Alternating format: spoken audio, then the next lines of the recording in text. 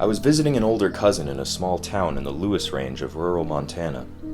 The town itself isn't particularly interesting, but the local wildlife is a major draw for tourists looking to get out into nature while avoiding the regular traffic of the larger preserves like Glacier or Flathead. I was looking forward to doing some biking since my cousin was a big-time mountain biker, and I pretty much only ever got to do it when I was visiting him.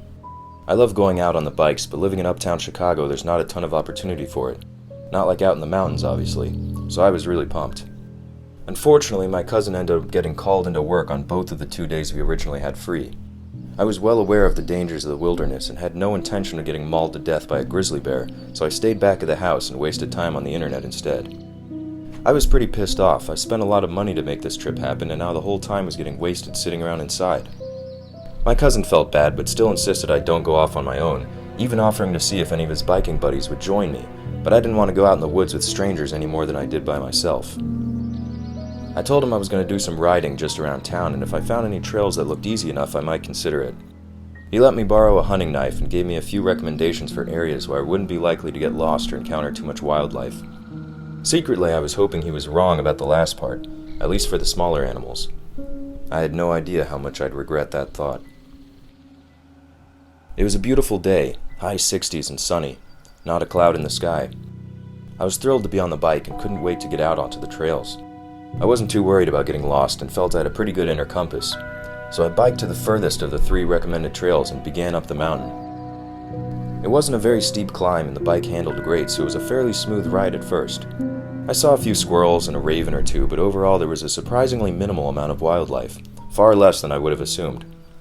Even a half hour in, I wasn't seeing much, but I could still hear the sounds of the highway, so I figured going deeper in would do the trick. I biked for another hour, enjoying the ride but keeping cautious not to overexert myself before turning around to head home.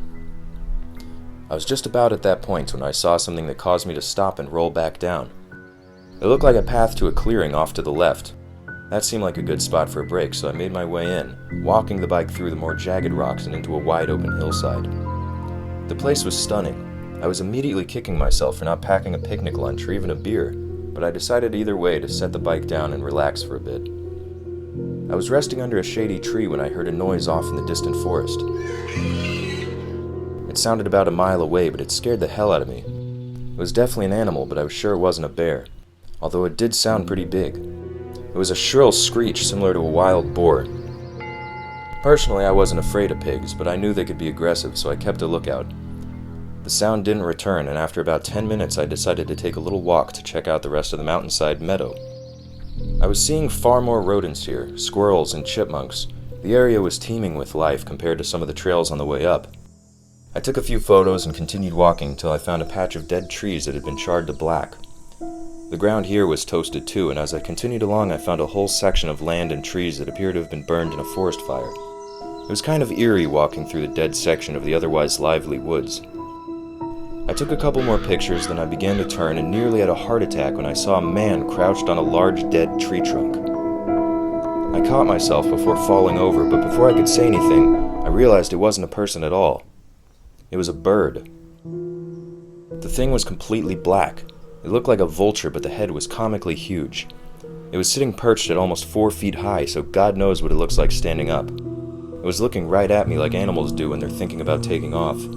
I assume now it was probably as scared as I was, but at the time all I could imagine was it bolting after me like a velociraptor, letting loose another one of those ear-piercing screams I was now sure came from this monstrous thing.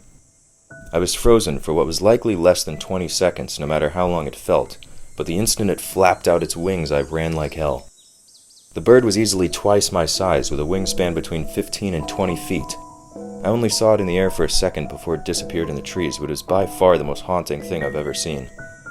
I haven't the slightest clue what the hell it was, but after doing some research I confirmed that not only are there no birds in Montana anywhere near that size, but there's no known bird in the world that even comes close. Needless to say, I haven't been back.